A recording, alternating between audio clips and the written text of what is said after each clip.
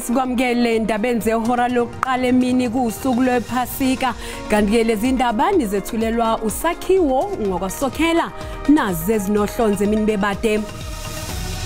The president was warned that come before the day of the election he will be lying in hospital. We don't know what else more is still coming.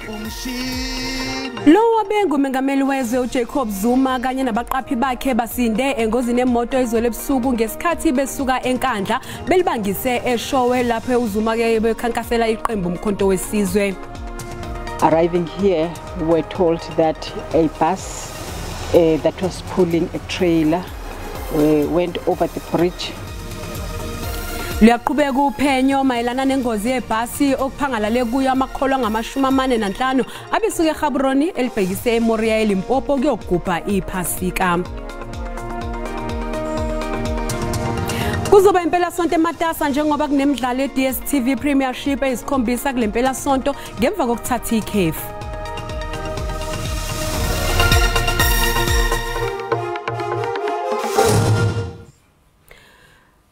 Bengumengameli wezwe uJacob Zuma kanye nabaqaphi bakhe basinde engozini emoto izolo ebusuku ngesikhathi uZuma esendleleni yokhankasela iqembu umkhonto wesizwe kanti kusenjalo sekuboshwe owesiliso neminyaka engama-50 ngecala lokushayela edla amanzi amponjwana kubika ukuthi imoto yakhe inqubuzana nemoto ebilayisha uZuma. What happened last night, I must say that unfortunately we have been waiting for it to happen. And it had happened because the president was warned that come before the day of the election he will be lying in hospital. We don't know what else more is still coming, and thanks to the members of the presidential protection who managed to keep the president safe.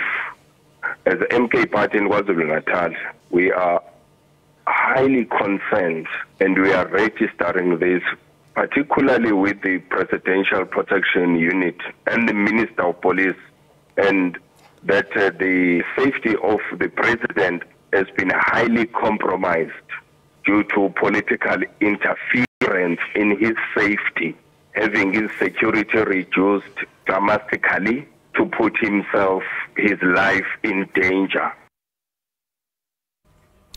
Isiphathimandla eLimpopo zisaphenya mayelana nembangela yengozi yebhasi eholele ekutheni kudlule emhlabeni abantu abangama-45 izolo. Kumbula kuyembeswa enganeni neminyaka eyisishiyagalombili ubudala esinde kule ngozi. Kudlule amakholwa angama-45 kulandela ingozi yebhasi eLimpopo. Le ngozi yenzeke emva kokuthi ibhasi liphaphalaze laphuma emgaqweni lawe eBhlohweni. Intombazanyana eneminyaka eyisishiyagalombili ubudala ilimale kakhulu yabe isiphuthunyiswa esibhedlela ngendiza enophephela emhlane. Ungqongqoshe wezokuthutha uSindisiwe Chikungu uzwakalise ukudabuka njengoba ubesendaweni yesigameko. Arriving here, we were told that a bus that was pulling a trailer went over the bridge down into the Rocky River, and it had about 45 occupants. Only one 8-year-old girl survived. Wengamele ezokuthutha esifundazweni Limpopo, uFlorence Radzilan uthi ngokwembika abayitholile izolo kholakala ukuthi umshayeli uhluleke ukuyilawula ibhasi kodwa uveze nokuthi basazolinda iziphathimandla ukuba ziphothule umbiko. According to the report that we received yesterday together with the minister, it is still alleged that it seems as if the driver of the bus lost control since that road is in a mountainous area. Radzilan udlulise amazwi enduduzo emndenini elahlekelwe. We also want to send our heartfelt condolences to the affected families and the government of Botswana. Lusaqhubeka uphenyo ngembangela lengozi.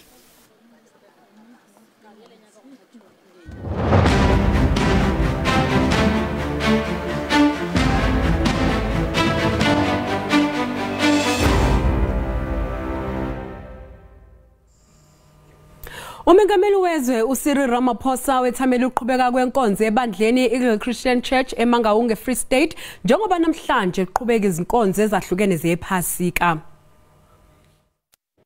Umengameli Ramaphosa ukhuthaze amabandla ngokuthi akhulekele uhulumeni nabaholi bezwe ngenhloso yokuthi konke abakwenzayo kube okuzothuthukisa izwe naphezulu kwezinselelo eziningi ezibhekene neNingizimu Afrika njengodaba lokwentuleka kwemisebenzi, ubugebengu kanjalo nenkinga yokucisha kogesi ezweni.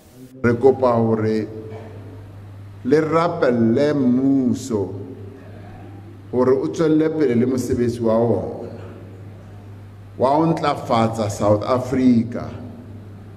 Ho se ho fedile dilemo tse 30 years kaofela. Uphinde wanxenxa nabaholi bamabandla onke ngokuthi njengoba kusondela nokhetho likazwelonke ngoNhlaba bakhulekele ukhetho olunokuthula olungenazihibe. 30 years after attaining our freedom, that's precisely what Moruti we are seeking to do. We want to break forth. We want to enlarge what government is doing.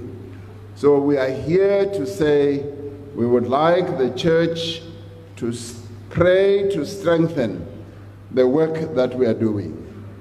The second part of what brings us here is that you should pray for peaceful elections. Already kgetho tsena tse tla bang teng ka di 29 tsa May ibe di kgetho tse tla bang le khotso.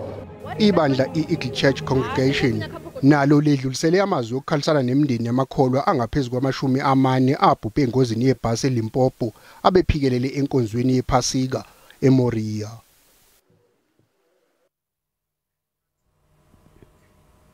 Ayaqhubeka amalungiselelo eIFP okwethula komqulo zethembiso zokhetho zeyifundazwe mhla ziyisikhombisa kumbasa olundi nyakatho yeKwaZulu-Natal ngesonto elizayo. Abaholi beIFP bathi ke bakhethe ulundi ngoba befuna ukuhlonipha umsungulo weqembu inkosi uMangosuthu Buthelezi. Izinhlelo zokwethula umhlahlandlela wayo wezethembiso zokhetho ngombasa zimi ngomumo. Leli qembu liphinde lamukela amalungu amasha avela emaqenjini ahlukene ezepolitiki. Phakathi kwabo kukhona owayeyiphini likasihlalo weNFP KwaZulu-Natal, umnumzana uErickson Zungu. IIFP ithi izodalula izinhlelo eziphelele nezisombululo okuhloswe ngazo uvuselela iKwaZulu-Natal ngesikhathi yethula umqulu wayo wesifundazwe. Lenhlangano isihlwithe inqwaba yamawadi kwi-ANC okhethweni lokuchibiyela lwakamumva.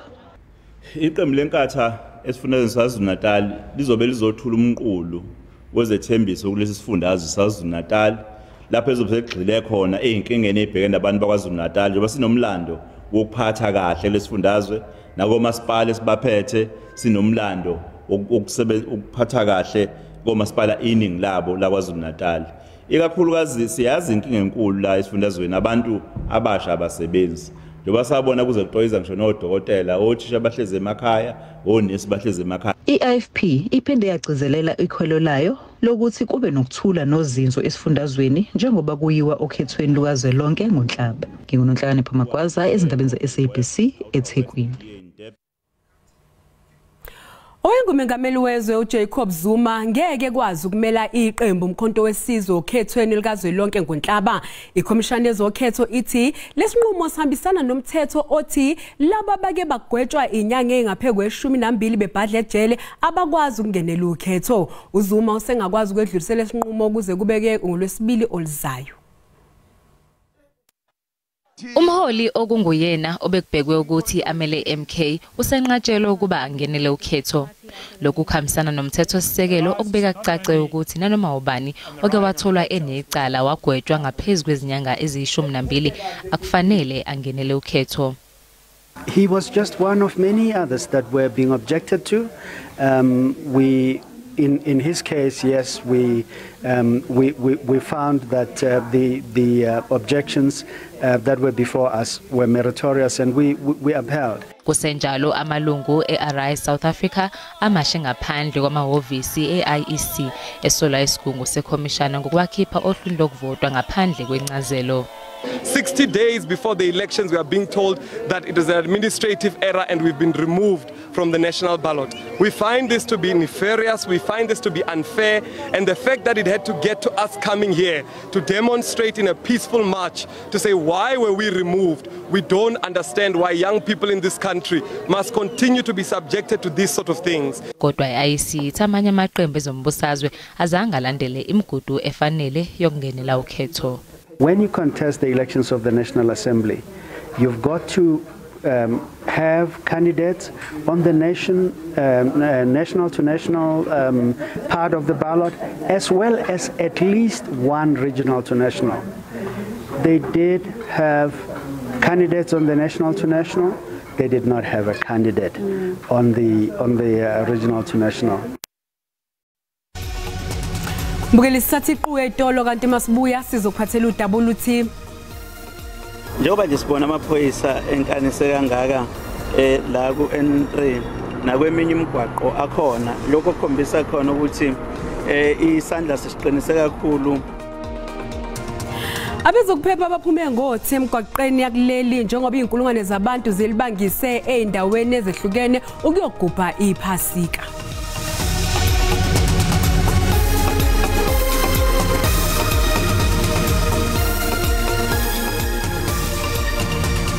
Mbukeli sikubingelele sikwamukela uma ngabe usanda ngena odabeni oluhambe phambili besibike ukuthi Owabengumongameli wezwe uJacob Zuma kanye nabaqaphi bakhe basinde engozini emoto izolo ebusuku ngesikhathi besuka enkandla belibhekise eshowe lapho uZuma ebeyokhankasela iqembu umkhonto wesizwe. Mbukela sikhumbuza ukuthi lezi indaba zikhona ku YouTube na ku SABC Plus ngena kuzo uzicinge ngamagama athi SABC izindaba na kanjani uzozithola. Abezokuphepha bathe chithisaka emgwaqeni ezifundazweni ezahlukene kuleli ukuqinisekisa ukuthi ziyagwemeka izingozi ezivame ukwenzeka ngephasika. KwaZulu-Natal kuminyene untshumo emgaqweni ongothela wayeka uN3 njengoba namhlanje kuqala impela sonto yephasika. Phezu kwalokhu kwengezwe nesibalo samaphoyisa emzileni evame ukuminyana kakhulu.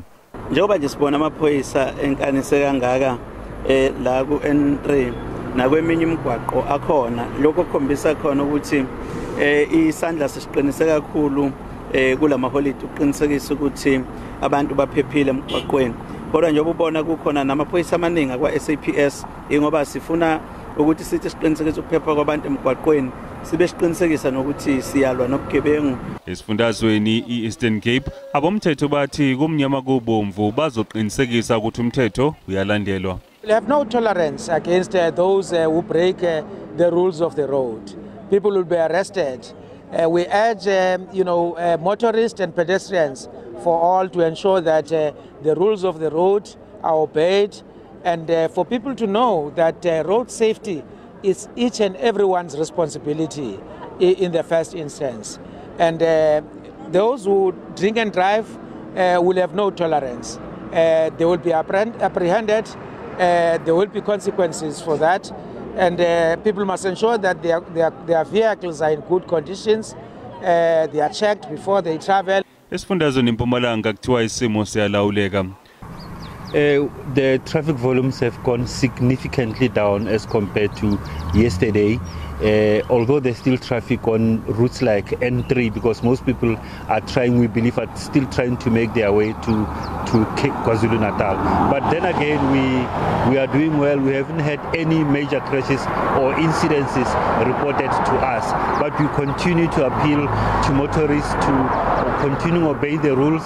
Those who are traveling long distances, they need to plan their routes carefully, rest sufficiently along the way, and ensure that their vehicles are in roadworthy condition. And the Western Cape abezomthetho bathi simo basiqaphile. Is part of our ongoing visible operation that we're conducting, particularly ahead of very busy periods like Easter. We're doing basic enforcement, compliance, and also reminding all the road users. Because I think when it becomes to busy periods like this Easter weekend or any long weekend or a festive period like in December, sometimes we do forget the rules of the road. And this is just a reminder to everyone to please stop when you're tired, please do not drink and drive. We know it's a long weekend. People are spending time with the family, school holidays, so people are in a very happy mood, but they still need to abide by the rules of the road to ensure they arrive safely to their destination. Kulindeleke ukuthi unyuke umthamo wezimoto emgaqweni njengoba kuqala impelasonto yephasika. Ungqongqoshe wamaphoyisa ubheka icele uthi uzoqinisekisa ukuthi izimoto ezingakulungela ukuba semgwaqeni kanye nabangayilandeli imithetho yemigwaqo bazosuswa emgwaqeni. Ucele kanye nokhomishana wamaphoyisa uFani Masimula benze uhlelo lwezivimba mgwaqo eCarousel Toll Plaza eHammanskraal ePitoli. Iphathimandla zomthetho iphume ngomningi ukuzomisa imonto ngenhloso kuyiphenya eyibheke Limpopo. Ukhomishana wamaphoyisa uMasimula uthi amaphoyisa wayibekile phansi futhi azoqinisekisa ukuthi wonke umuntu uyawulandela umthetho. All the law enforcement agencies, the SABC, Metro Police, Gauteng Traffic, the immigration from Department of Home Affairs. So we are quite integrated, just making sure that vehicles are roadworthy and the drivers that are behind the steering are also roadworthy. Ucela uthi lolu hlelo lihamba kahle njengoba sebekwazile nje ukubopha abanye abantu. Akhona abatholakele khona imoto entshotshiwe etholakele khona abangaphezulu kwekhulu abatholakele abangafanele basezweni okusho ukuthi akhona ama criminals nawo zonke insuku alisebenzisa ithuba so asiwanika lelo thuba. Yize abanye abantu bengakujabulela ukuvinjwa emgwaqweni abanye balwemukele lolu hlelo. It is an honor for us to see, the commissioner, Mr. Kele. Oh, you see my daughter is laughing, she's still laughing. Ucela uthe bazoqhubeka nalolu hlelo lokuvimba imonto emgwaqweni njengoba kuyimpela sonto yephasika nje. Inhlangano ye-Organization Undoing Tax Abuse isemukele isinqumo sikahulumeni sokuqeda uhlelo lwama e-tolls ekupheleni kaNdasa. Owengamele ezemali eGauteng uJacob Mamabulo uthi uhulumeni waseGauteng uzobekela imali ukuze akwazi ukukhokhela isikweletu salolu hlelo. Ungqongqoshe wezemali uEnoch Godongwana wamemezela ngo2022 ukuthi uhulumeni uzosithwala isikweletu sohlelo lwama e-tolls. Isifundazwe eGauteng kufanele sikhokhe isikweletu esilinganiselwa ku13 billion wamarandi. Uhulumeni waseGauteng uthi usezinhlelweni zokukhokha lesikweletu. 13 billion upfront, like here and now. Sanral get your money. It will collapse the fiscus of Gauteng. We don't have that money now, 13 billion. So what is the solution? The solution is to go to the banks and say to the banks, borrow us this 13 billion, we will pay you over a long time. Inhlangano i-Outer ithi nethemba lokuthi lolu hlelo luzovalwa ngempela kulokhu ingakapheli lenyanga. We are hoping that this one will be achieved. It is an election year. Government, doesn't need to embarrass itself any more than what it is by telling the public one thing and then not doing it just a few months before election. So I think Panyaza Lesufi is hoping that it does happen. If it doesn't, it's not going to be good for them. I-Outer ithi ayikholwa ukuthi labo abakhokhela ama e-tolls bazobuyiselwa imali yabo njengoba iSanral inezikweleti eziningi. Liqhubeka uphenyo lwamaphoyisa ngesihlakalo sokudubulana kwabaqapha ababili bezikhulu zomasipala wasemhlathuze kwaZulu Natal. Abaqapha ababili bemeya kanye nemanager kumasipala besekunesikhathi eside bengaboni ngasolinye. Imeya yomhlathuze uXolani Ngwezi kanye nemeya yesifunda iKing Cetshwayo uThami Ntuli basashaqekile ngesigameko esenzeke emahhovisi omasipala eRichards Bay. I must clarify that this incident has nothing to do with issues that relates to work between myself and the CM. But this issue is actually played out between myself and the CM. We actually saw it in December, I think in the third week of December, when I had a meeting with the CM and Mr. Ngobo in my office. And then the bodyguards were at the reception.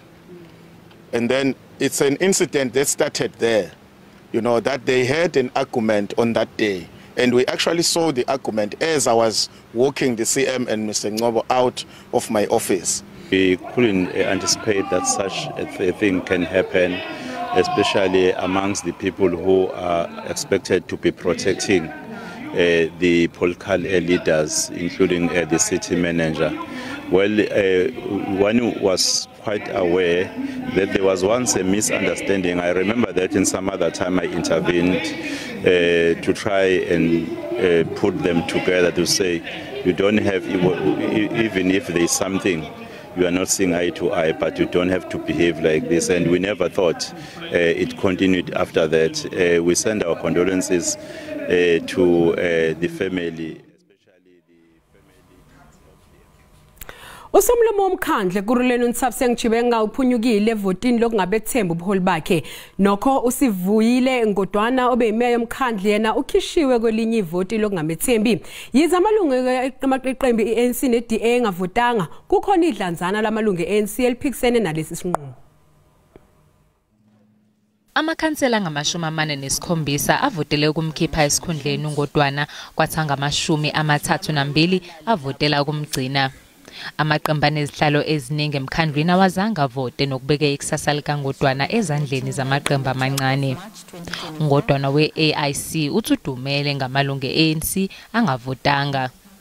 It's a lesson learned from, more especially from the ANC, because you'll remember that from 2016 we've been working with them. And we didn't, even if we had issues, we discussed those issues behind closed doors. Then we come in Council United, hence we have never said anything about AIC. I-Action SA ithi yenzele isiphakamiso ngenxa yokubona izinga lokugqoza kokuhanjiswa kwezidingo zomphakathi kanye nezinsolo zenkohlakalo ezithinta obengamele ezemali uNkululeko Dunga we-EFF. Mayor Ngodwana, as we've called him, as very disastrous. His administration was very disastrous for the residents of Ekurhuleni. Service delivery had collapsed as a result of them unable to pay service providers. So Action SA has always said that the Mayor Ngodwana's administration had to go to save Ekurhuleni. Nokhosalo we-EFF esifundazweni uyichithile lezi insolo. The city of Ekurhuleni financially, yes, it can do better, but we have done greatly, outside of ensuring that there is a continuous surplus and ensuring that we're at least able to sustain ourselves financially should be a plus that we take. Umkhandlu uzohlangana emva kwezinsuku eziyikhombisa ukukhetha imeya entsha.